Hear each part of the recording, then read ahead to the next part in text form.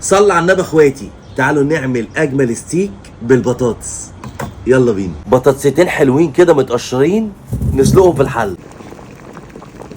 نفرد الستيك، نحط عليه ملح فلفل، نضغط عشان نثبت البهارات ونقلبه على الناحيه التانيه. ملح فلفل، نضغط.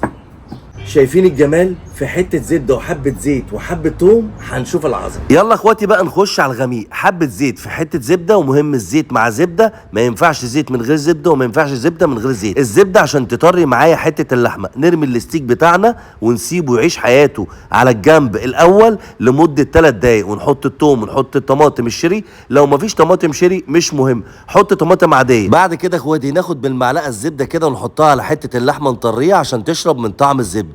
انا ما كانش عندي روزماري فريش، حطيت الروزماري دراي. نقلب على الوش التاني وعلى الجنب التاني كده زي ما انتم شايفين. بسم الله ما شاء الله، حته لحمه